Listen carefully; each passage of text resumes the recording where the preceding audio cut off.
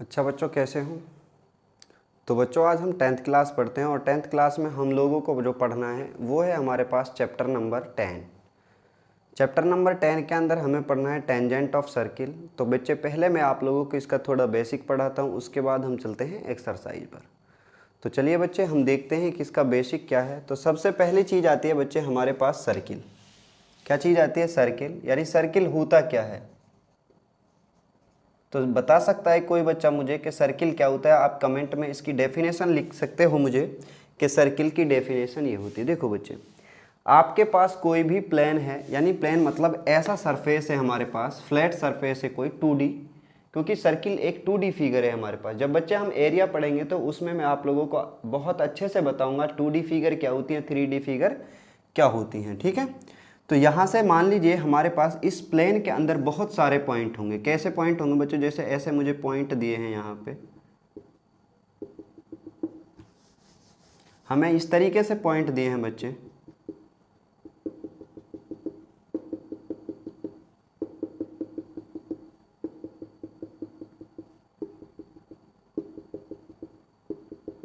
क्योंकि बहुत सारे पॉइंट होंगे और मेरे प्यारे बच्चों, ऐसे ही कुछ पॉइंटों में से यदि मैं एक पॉइंट को पकड़ लेता हूँ, ठीक है, मान लीजिए मैंने ये पॉइंट पकड़ा, ठीक, इस पॉइंट को पकड़ करके मैं एक फिक्स कर लेता हूँ डिस्टेंस। मैंने ये डिस्टेंस फिक्स कर लिया यहाँ तक, और इस डिस्टेंस को फिक्स करने के बाद हम क्या करते हैं, इसको ऐसे घुमा देते हैं, ठीक है, ऐसे, इस तरीके से। तो ये सर्किल हुआ। अब इसकी डेफिनेशन क्या हुई?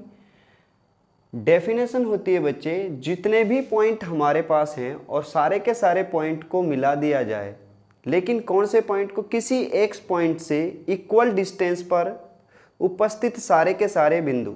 ठीक है, यानी हमारे पास इसकी डेफिनेशन क्या होगी? The circle is a path of all the points which are equidistance from a fixed point. ठीक है, यानी सर्किल हमारे पास क्या होता है? Circle is a path of all points, या locus of all point, a set of all point. Circle is a set of all points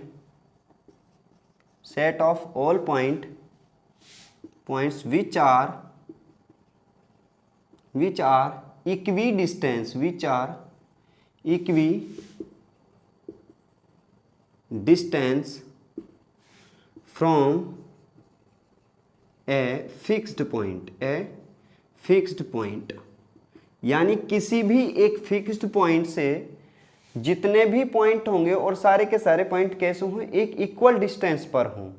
वो सारे के सारे पॉइंट को मिला दिया जाए तो हमारे पास जो फिगर बनती है वो क्या बनता है? सर्किल बनता है। अब हम बात करते हैं यहाँ पे सर्किल के कुछ टर्म होते हैं हमारे पास, वो क्या होते हैं? जैसे मान लीजिए ये कोई सर्किल था हमारे पास और जो फिक्स पॉइंट था वो ये था। इस फिक्स पॉइंट को जो बीच में होता है, इसी पॉइंट को, यानी यहाँ से यहाँ तक की डिस्टेंस तो फिक्स थी, ये डिस्टेंस भी फिक्स है यहाँ से यहाँ तक, और ये सारी की सारी डिस्टेंस कैसी होंगी? इक्वल डिस्टेंस होंगी। ये सारी की सारी डिस्टेंस कैसी होंगी? इक्वल डिस्टेंस होंगी। क्लियर है ना इतनी चीज़ें? और ये तो आप जानते भी हो। और जो ये पॉइंट हमारे पास बीच में आता है, इसी पॉइंट को हम कहते हैं सेंटर। क्या कहते हैं? सेंटर कहा जाता है। ठीक है, क्लियर। और जो पॉइंट हमारे पास ये होते हैं, अब आप मुझे बता सकते हो कि इस सर्किल के ऊपर कितने पॉइंट हो सकते हैं ऐसे? तो बच्चे, इसके ऊपर इनफाइनाइट पॉइंट होंगे। ठीक है, सर्किल के ऊपर इनफाइनाइट पॉइंट होते हैं। ठीक है, on circle infinite points are present. ठीक है, आर प्रेजेंट। इतनी चीजें याद रहेंगी। देखो बच्चे, जो ये लाइन हमारे पास होती है, इस लाइन को कहा जाता है सरकमफ्रेंस। क्या कहा जाता है? सरकमफ्रेंस।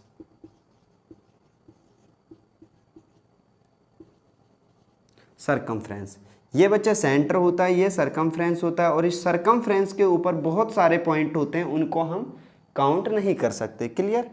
और इस पॉइंट से, सेंटर से लेकर के सरकमफ्रेंस तक की जो डिस्टेंस होती है, इसको कहा जाता है बच्चे रेडियस।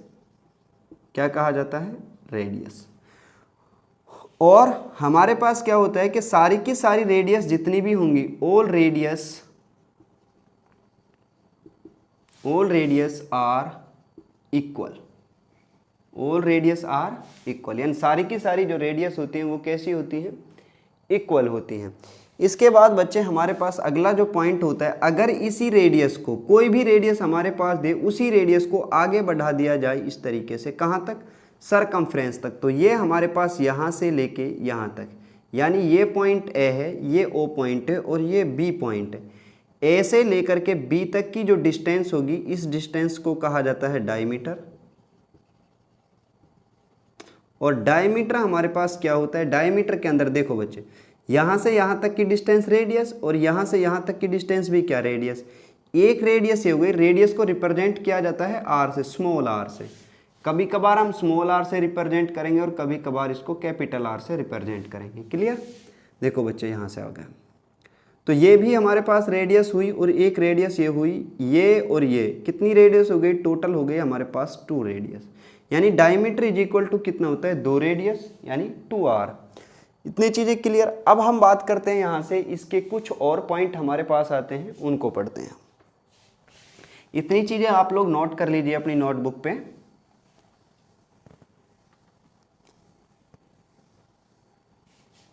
हाँ तो बच्चे हमारे पास जैसे मान लीजिए ये कोई सर्किल था, इस सर्किल को क्या करते हैं हम, इससे एक लाइन इस तरीके से जाती है ये, ठीक है, एक लाइन इस तरीके से जाती है और एक लाइन इस तरीके से जाती है। यहाँ पे जो ये 3 लाइन हमने यहाँ पे ड्रॉ करी है, इन तीनों के तीनों लाइनों का अलग अलग नाम होता है, ठीक है। देखो बच्चे, क्या ये लाइन इस सर्किल के पास से गुजरती है, लेकिन ना तो सर्किल के अंदर से जाती है ना सर्किल को टच करके जाती है, ठीक। क्लियर इतनी चीज़ें। तो जो ये लाइन होती है हमारे पास, इस लाइन को कहा जाता है non intersecting line, non intersecting line. Intersect का मतलब होता है बच्चे 2 पार्ट्स में डिवाइड कर देना, ठीक है। तो नॉन इंटरसेक्टिंग लाइन यानी ऐसी लाइन जो इसको 2 पार्ट में डिवाइड नहीं करती है। क्लियर। इसके बाद आते बच्चे हम इस लाइन को स्टडी करते हैं। पहले ये जो लाइन है ये L1 लाइन है हमारे पास, इस लाइन का नाम L2 है और इसका नाम L3 है, ठीक है। Line number 1, line 2, line 3। ये कोई ज़रूरी नहीं है कि मैं इस तरीके से नाम दूँ, कुछ भी नाम हम दे सकते हैं अकॉर्डिंग टू हमारी सिचुएशन के अनुसार, ठीक है। तो L2 हमारे पास क्या होगा, देखो बच्चे ये जो लाइन हमारे पास L2 है, क्या ये इसको 2 पार्ट्स में डिवाइड करती है, बिल्कुल करती है। एक पार्ट हमारे पास ये है और दूसरा पार्ट हमारे पास ये है, ऊपर वाला पार्ट ये। तो इसी वजह से मेरे प्यारे बच्चों इस लाइन को कहा जाता है इंटरसेक्टिंग लाइन, इंटरसेक्टिंग लाइन। और इसी लाइन का दूसरा नाम होता है हमारे पास सीकेंट, ठीक है ना, सीकेंट। क्लियर। यानी सीकेंट हमारे पास या स्केंट हमारे पास कैसी लाइन होती है, एक ऐसी लाइन होती है जो सर्किल को कितने पार्ट्स में डिवाइड करती है, 2 पार्ट्स के अंदर डिवाइड करती है। अब आती है हमारे पास थर्ड लाइन जो L3 है। ये L3 लाइन हमारे पास क्या करती है, ना तो ये इसको इंटरसेक्ट करती है और ना ये इससे दूर है, ठीक है बच्चे। ये क्या करती है, खाली इसको टच करती है, और जो भी इसको टच करती है तो इसी वजह से इस लाइन को कहा जाता है टेंजेंट। क्या कहा जाता है, टेंजेंट। क्लियर। तो टेंजेंट हमारे पास क्या होता है कि टेंजेंट एक ऐसी लाइन होती है जो सर्किल को ओनली क्या करती है, टच करती है। और जो टेंजेंट हमारे पास है ये वर्ड लिया गया है लैटिन लैंग्वेज हमारे पास जो होती है, लैटिन लैंग्वेज, उसका वर्ड है टेंजियर। क्या है, टेंजियर। और टेंजियर का मीनिंग होता है ओनली टच। क्या करना, ओनली टच। क्लियर इतनी चीजें। तो ये हमारे पास क्या था, टेंजेंट, स्केंट, नॉन इंटरसेक्टिंग लाइन। ये 3 वर्ड हमने सीखे, 3 चीजें हमने सीखी। देखो बच्चे, अब जिस पॉइंट के ऊपर देखो यहां से जो पॉइंट हमारे पास कहाँ था, सर्किल था, और उस सर्किल के ऊपर उस पॉइंट पे जहां ये L3 लाइन इसको टच करती है, ठीक है, सर्किल के ऊपर जहां लाइन उसको टच करती है सर्किल को, उस पॉइंट को कहा जाता है, इस पॉइंट को कहा जाता है हमारे पास टच पॉइंट या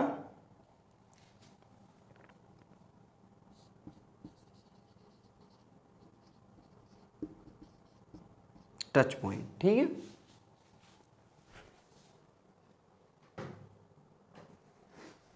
और जो ये टच पॉइंट हमारे पास होता है, इसी टच पॉइंट का दूसरा जो नाम होता है वो होता है कांटेक्ट पॉइंट। क्या नाम होता है? Contact point. क्लियर? इसको टच पॉइंट कह लीजिए या कांटेक्ट पॉइंट कह लीजिए, दोनों एक ही बात हैं, लेकिन हिंदी में इसको कहा जाता है स्पर्श बिंदु। क्या कहा जाता है? स्पर्श बिंदु। क्लियर इतनी चीज़ें? तो यहाँ से हम लोगों ने सीखा अभी तक टेंजेंट हमारे पास क्या होता है, और जहाँ पे टेंजेंट क्या करता है, किसी भी सर्किल को टच करता है, उस पॉइंट को हम कहते हैं टच पॉइंट या कांटेक्ट पॉइंट। अब आप मुझे बता दीजिए कि एक सर्किल के ऊपर कितने पॉइंट होते हैं? इनफाइनाइट पॉइंट होते हैं। एक सर्किल के ऊपर इनफाइनाइट पॉइंट होते हैं। इसके ऊपर कितने पॉइंट होते हैं? इनफाइनाइट पॉइंट होते हैं। इनफाइनाइट पॉइंट होते हैं, ठीक है। इनफाइनाइट जब पॉइंट होंगे और एक पॉइंट से एक टेंजेंट ड्रॉ होता है, तो इनफाइनाइट पॉइंट से कितने टेंजेंट ड्रॉ होंगे? इनफाइनाइट टेंजेंट ड्रॉ होंगे। यानी एक सर्किल के ऊपर इनफाइनाइट टेंजेंट को क्या किया जा सकता है? ड्रॉ किया जा सकता है। क्लियर इतनी चीजें? आगे बढ़ते हैं थोड़ा और।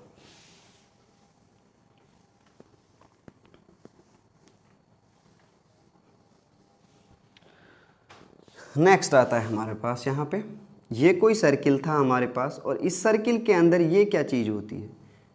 देखो, किसी भी सर्किल के अंदर अगर सरकमफ्रेंस को सरकमफ्रेंस से जोड़ने वाली कोई लाइन ड्रॉ की होती है अंदर, कहाँ पे? अंदर। तो इस लाइन का नाम होता है कॉर्ड। इसको कहा जाता है कॉर्ड। देखो, अब मैं क्या बात करता हूँ यहाँ से, अगर इसी कोड को इंक्रीज किया जाए आगे, ये मान लीजिए इसका क्या था? सेंटर पॉइंट था। इस तरीके से इंक्रीज किया जाए, इस तरीके से, फिर इसकी डिस्टेंस क्या होगी? ऐसे, ऐसे और इस तरीके। देखो बच्चे, यहाँ से तो जहाँ भी हमारे पास जब कोई कोड कहाँ से पास होती है, उसके सेंटर पॉइंट से पास होती है। देखो, ये सबसे बड़ी कोड होती है। कैसी होती है? इसकी सबसे बड़ी यानी largest code of a circle is called diameter, ठीक है। जो डायमीटर हमारे पास होता है वो हमारे पास सबसे बड़ा कोड होता है, यानी लार्जेस्ट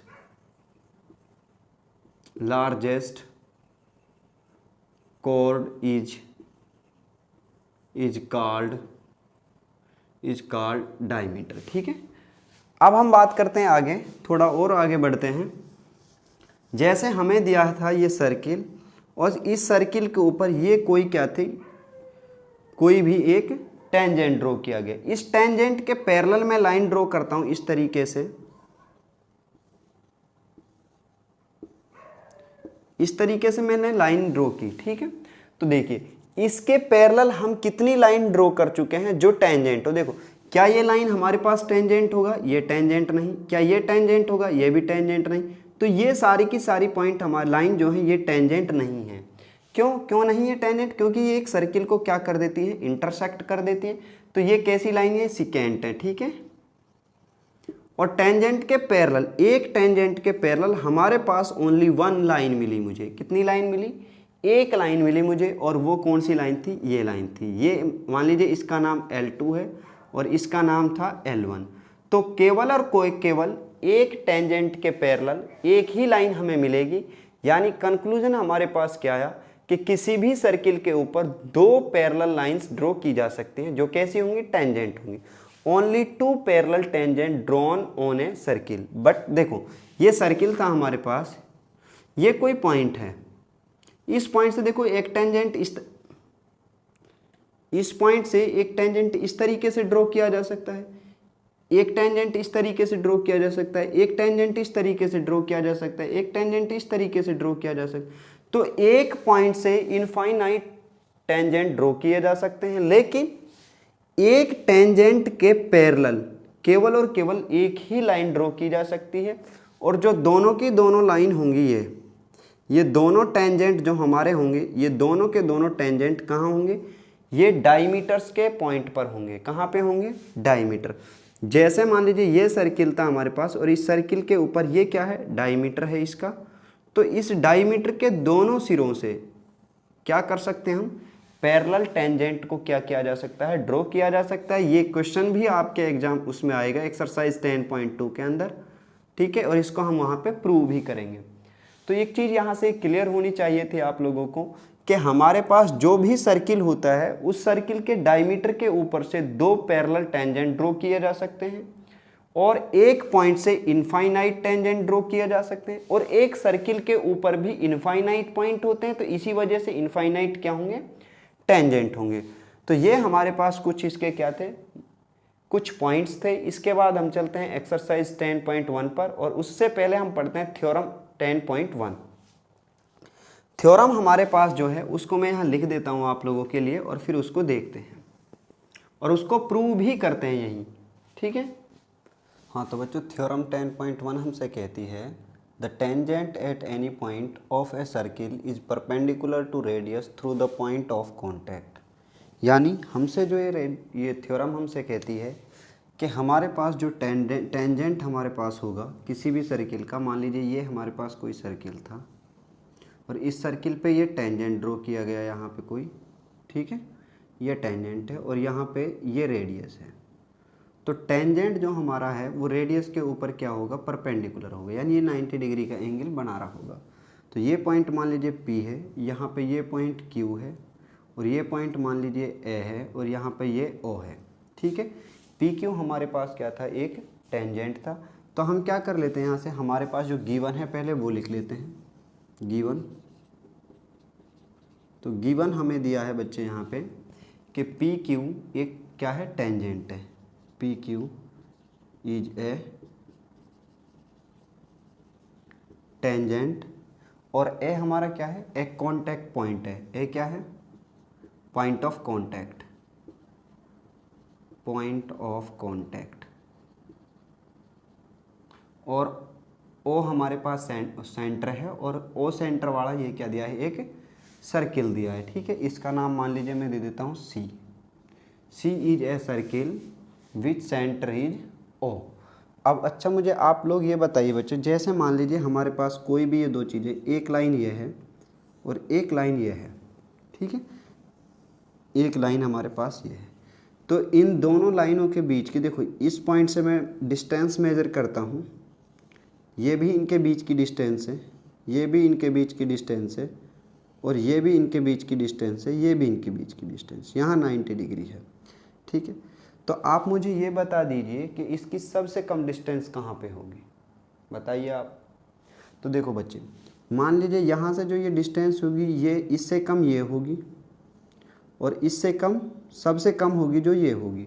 तो जो बच्चे परपेंडिकुलर डिस्टेंस होती है हमारे पास, क्या होती है, परपेंडिकुलर डिस्टेंस, यानी जहाँ पे 90 डिग्री का एंगल बनता है वो लाइन हमारी क्या कहलाती है, परपेंडिकुलर होती है जहाँ पे, और जो डिस्टेंस हमारे पास परपेंडिकुलर डिस्टेंस होती है वही सबसे कम डिस्टेंस होती है। अगर मैं ये प्रूव कर दूँ कि O से A की जो डिस्टेंस है वो सबसे कम है, ठीक है, O से A की जो डिस्टेंस है वो सबसे कम है, तो ये कितने होगा, 90 डिग्री होगा। क्लियर इतनी चीज़। अब मैं ये क्यों कर रहा हूँ प्रूव, क्योंकि बच्चे हमें इस चीज़ का पता है कि किसी भी चीज़ की दूसरी चीज़ से जो सबसे कम डिस्टेंस होती है वो डिस्टेंस होती है बच्चे जो 90 डिग्री पे होगी। कहाँ पे होगी, जो 90 डिग्री पे होगी वो सबसे कम डिस्टेंस होती है, ठीक है। तो हमें प्रूव करना है, यहाँ पे जो चीज़ प्रूव करनी है वो हम लिख देते हैं यहाँ। हमें प्रूव करना है, हमें प्रूव करना है कि PQ परपेंडिकुलर, ये बच्चे परपेंडिकुलर का साइन होता है, परपेंडिकुलर OA, हमें ये प्रूव करना है। अब हम सॉल्व करते हैं इसको। तो हम क्या कर लेते हैं, एक पॉइंट लेते हैं ऑन PQ, ये पॉइंट हमने लिया, मान लीजिए ये पॉइंट था R, ठीक है, और O को R से मिला दीजिए, O को R से मिला दिया। अच्छा बच्चे, अब मुझे आप बताइए जहाँ पे ये काटेगा यहाँ भी तो कोई ना कोई पॉइंट होगा।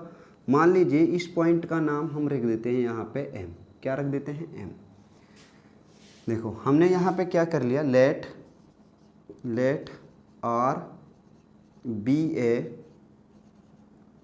पॉइंट ऑन PQ, R भी PQ के ऊपर क्या है, एक पॉइंट है, और ओ को आर से जोड़ दिया, ठीक है बच्चे, एंड ओ प्लस आर, यानी ओ को आर से क्या कर दिया हमने, जोड़ दिया। इसको आप लिख लेंगे O and R join together, ठीक है यहाँ पे।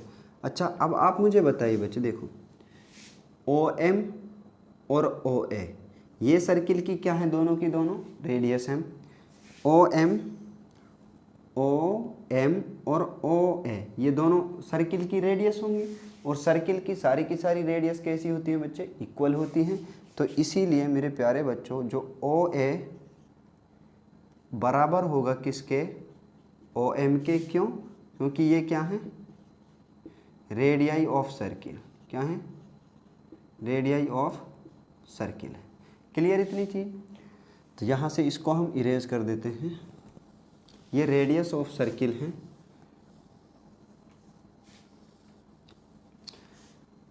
ओ ए और ओ एम दोनों की दोनों इक्वल होंगी, और दोनों कैसी होंगी बच्चे, रेडियस होंगी सर्किल की, इसी वजह से दोनों क्या है, इक्वल हैं।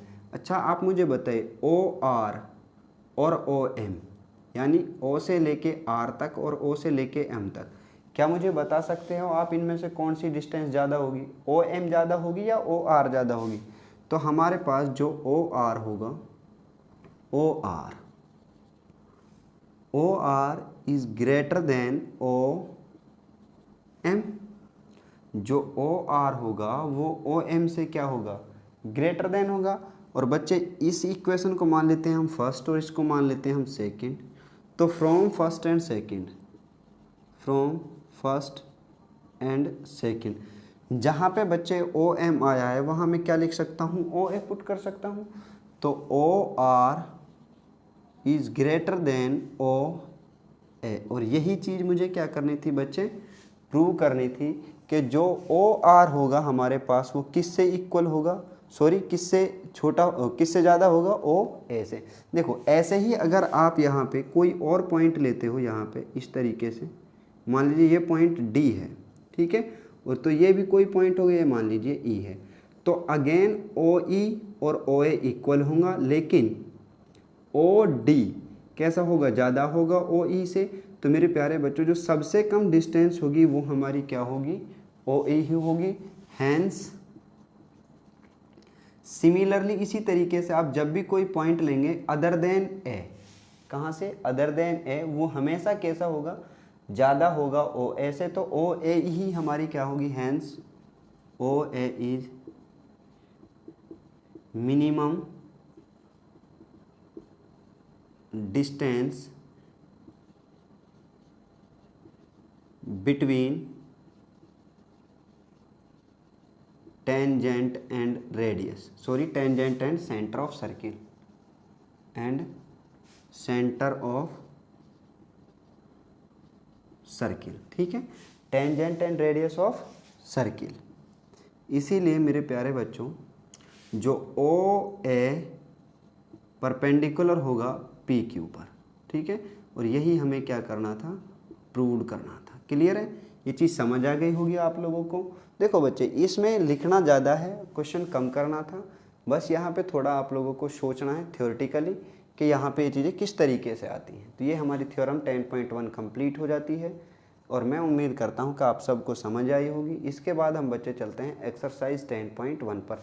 तो बच्चे आप शुरू में यहाँ से लिखना स्टार्ट करेंगे इसको, फिर यहाँ के बाद इसके बाद जो हमने शुरू किया था वो ऊपर से, यानी यहाँ से शुरू किया था, यहाँ से, इसके बाद आप यहाँ से लिखेंगे तो ये हो जाएगा, ठीक है। हम कोशिश करेंगे कि वैसे क्वेश्चंस को सीरीज से करने की, हालांकि हमारा बोर्ड है जो बच्चे थोड़ा छोटा है तो इस वजह से थोड़ी दिक्कत आती है, ठीक है। तो एक्सरसाइज 10.1,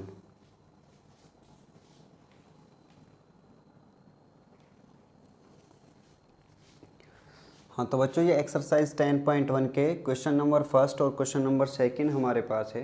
यदि बच्चे आप लोगों ने इस वीडियो को अच्छे से देखा होगा बेसिक्स को, तो ये सारे के सारे जो क्वेश्चन हैं एक्सरसाइज के वो आप खुद ही सॉल्व कर लोगे। देखो बच्चे जैसे फर्स्ट क्वेश्चन हमसे कहता है how many tangents can a circle have, एक सर्किल के में कितने टेंजेंट होते हैं, बताइए बच्चे आप। तो मैंने आप लोगों को बताया था कि एक सर्किल पे पॉइंट कितने होते हैं, ये कोई सर्किल है तो इस सर्किल के ऊपर पॉइंट कितने होते हैं, इनफाइनाइट पॉइंट होते हैं, और जब इनफाइनाइट पॉइंट होंगे यहाँ पे, तो मेरे प्यारे बच्चों टेंजेंट कितने होंगे, क्योंकि एक पॉइंट से एक टेंजेंट जाता है, तो इसका आंसर कितना होगा, इसका आंसर होगा इनफाइनाइट। कितना होगा, इनफाइनाइट टेंजेंट। क्यों, क्योंकि बच्चे एक पॉइंट से एक टेंजेंट जाता है और एक सर्किल के ऊपर कितने पॉइंट होते हैं, इनफाइनाइट पॉइंट, तो टेंजेंट भी कितने होंगे, इनफाइनाइट टेंजेंट। Second question. हाँ तो बच्चे क्वेश्चन नंबर सेकंड हमारे पास है फिल इन द ब्लैंक्स का, जिसका फर्स्ट क्वेश्चन हमारे पास है a tangent to a circle intersect it खालिस्तान पॉइंट, यानी ब्लैंक्स हमें दिया है और यहाँ बताना है मुझे कि जो हमारा टेंजेंट होगा वो सर्किल को कितनी जगह क्या करता है, इंटरसेक्ट करता है। देखो बच्चे, अगर ये लाइन इस तरीके से जाती है तो कितनी जगह टच करती है इसको, सॉरी कितनी जगह इसको इंटरसेक्ट करती है, 2 जगह। लेकिन टेंजेंट क्या, ये टेंजेंट है, ये स्कैंट है, क्या है, स्कैंट है। लेकिन और जो टेंजेंट हमारे पास होता है वो इस तरीके से पास होता है, तो ये कितने पॉइंट से पास होता है, यहाँ पे एक पॉइंट से, तो एक पॉइंट से पास होता है, तो इंटरसेक्ट भी कहाँ करेगा, एक पॉइंट पर। तो यहाँ कितना आएगा हमारे पास, यहाँ आएगा 1। क्लियर। इसके बाद second question, a line intersecting a circle in 2 points are called, यानी एक ऐसी लाइन जो सर्किल को 2 पॉइंट्स पर क्या करती है, इंटरसेक्ट करती है, तो उस लाइन को क्या कहते हैं, बताइए आप लोग। तो ये वही लाइन है जो 2 पॉइंट पर क्या करती है, इसको इंटरसेक्ट करती है, तो इसका नाम क्या होता है, स्कैंट। ठीक है, तो यहाँ पे कितना आ जाएगा हमारे पास, secant. A circle can have खालिस्तान parallel tangent at the most, यानी एक जो हमारे पास सर्किल होता है उसमें कितने पैरेलल टेंजेंट ड्रॉ किए जा सकते हैं। और मैंने ये चीज़ भी आप लोगों को बताई थी कि बच्चे जब भी हमारे पास कोई सर्किल होगा, ये कोई सर्किल था मान लीजिए, इस सर्किल पे ये डायमीटर था, ठीक है, तो एक टेंजेंट यहाँ से जाएगा और इसका जो पैरेलल टेंजेंट होगा वो इस डायमीटर के दूसरे वाले पॉइंट से, एंड पॉइंट से जाता है। तो यहाँ पे कितने पैरेलल टेंजेंट ड्रॉ किए जा सकते हैं एक बार में, तो हमारे पास जितने पैरेलल टेंजेंट ड्रॉ किए जा सकते हैं वो होते हैं ओनली 2। और वो किसके ऊपर होते हैं, वो बच्चे डायमीटर के जो एंड पॉइंट होते हैं दोनों साइड में, उनके ऊपर होते हैं। तो यहाँ कितना आएगा हमारे पास, 2। Second third question, last question हमारे पास है the common point of a tangent to a circle and the circle is called, यानी कॉमन पॉइंट जो सर्किल और टेंजेंट पे हो उसको क्या कहा जाता है। तो ये पॉइंट होगा कॉमन पॉइंट जो सर्किल के रेडियस पे भी है और कहाँ है, टेंजेंट के ऊपर भी है, और इसी पॉइंट का नाम होता है पॉइंट ऑफ कांटेक्ट, यानी कांटेक्ट पॉइंट। तो यहाँ कितना आएगा हमारे पास, यहाँ आ जाएगा कांटेक्ट पॉइंट, यहाँ आएगा कांटेक्ट पॉइंट। क्लियर बच्चे। तो ये हमारे पास फिल इन द ब्लैंक्स थे जो हमने कंप्लीट किए हैं। इसके बाद हमारे पास आता है क्वेश्चन नंबर 3, जो अच्छा क्वेश्चन है, वो 1 नंबर का क्वेश्चन, वहाँ से इस तरीके का एक क्वेश्चन आता है, तो उसको देखते हैं वो क्या है। ये तो बच्चे आप अगर थ्योरी अच्छे से समझी होती तो ये क्वेश्चन खुद भी सॉल्व कर सकते थे। तो क्वेश्चन नंबर 3 को देखते हैं हम। हाँ तो बच्चे क्वेश्चन नंबर 3 हमारे पास है a tangent P Q at a point P of a circle of radius 5 centimetre meets a line through the centre O at a point Q so that OQ is 12 centimetre length PQ is what. ठीक है, मुझे PQ की length बतानी। देखो बच्चे question ने कहा है ए टेंजेंट PQ, हमारे पास एक टेंजेंट है PQ eight a point P, और जो टेंजेंट कहाँ पे है वो पॉइंट P के ऊपर है। देखो बच्चे इस तरीके से हमारी फिगर होगी, ये कोई सर्किल था और यहाँ पे ये कोई पॉइंट था, यहाँ पे जो ये टेंजेंट हमारे पास था, ये इस टेंजेंट के ऊपर जो ये पॉइंट होगा, जहाँ पे वो टेंजेंट है वो क्या है P, और यहाँ पे मान लीजिए कोई पॉइंट था Q। अब आगे कहता है of a circle of radius 5 centimetre, यानी उसकी जो रेडियस होगी वो कितनी होगी 5 centimetre. Radius is equal to 5 centimetre. ठीक है, मीट्स ए लाइन, एक लाइन से मिलता है थ्रू द सेंटर, जो सेंटर से O at a point Q, जो सेंटर से जाती है जो लाइन, उससे कहाँ पे मिलता है, पॉइंट Q पर मिलता है। यानी ये कोई सेंटर पॉइंट था इसका O, और यहाँ से एक लाइन जाती है इस तरीके से कि जो कहाँ पे मिलती है, Q पॉइंट पर मिलती है, और जो OQ दिया है so that OQ is 12 centimetre. Now OQ is equal to 12 centimetre. तो OQ कितना दिया मुझे, 12 सेंटीमीटर। और यहाँ से अगर मैं इसको मिला दूँ बच्चे, इस लाइन को, तो यहाँ पे कितने डिग्री का एंगल होगा, 90 डिग्री का। क्यों, क्योंकि रेडियस और टेंजेंट कितने डिग्री का एंगल बनाते हैं, 90 डिग्री का। ये कहाँ पे हमने सीखा था, अभी 10.1 थ्योरम में हमने, ठीक है। तो जब इसको हम सॉल्व करेंगे आगे, हमें फाइंड करना है, now find P Q is equal to what, ये हमें फाइंड आउट करना। देखो बच्चे, अगर ये 90 डिग्री का एंगल है तो जो ओ पी क्यू ये एक राइट एंगल ट्राइंगल होगी। तो ये कितनी दी मुझे, 5 सेंटीमीटर, क्योंकि ओ पी क्या है, रेडियस है, तो रेडियस की लेंथ दी है 5 सेंटीमीटर। और बच्चे ये 90 डिग्री एंगल, 90 डिग्री के जस्ट सामने क्या होता है, हाइपोटेनियस, और इनमें से ये क्या होगी, रेडियस, और ये हमारे पास कुछ इनमें से एक परपेंडिकुलर होगा, एक बेस होगा। लेकिन थीटा नहीं दिया, तो हम किसी को भी परपेंडिकुलर, किसी को भी हम बेस ले सकते हैं। तो यहाँ से in solution in right angle triangle O P Q, now hypotenuse is equal to OQ is equal to 12 centimetre. इसको हम मान लेते हैं perpendicular. now perpendicular is equal to 5 centimetre, और ये हमारा क्या होगा, फिर बेस होगा। और हमें यही फाइंड आउट करना है कि बेस कितना होगा by Pythagoras theorem, by Pythagoras theorem. खुद लिख लेंगे बच्चे इससे आगे। वो कितना होता है हमारे पास, वो होता है हाइपोटेनियस का स्क्वायर यानी perpendicular square plus base square is equal to hypotenuse की पावर 2। देखो अब जो जो वैल्यू दी है उनको पुट कर लीजिए। परपेंडिकुलर दिया 5 raise to the power 2 plus B raise to the power 2 is equal to hypotenuse कितना हुआ 12 रेज टू द पावर 2।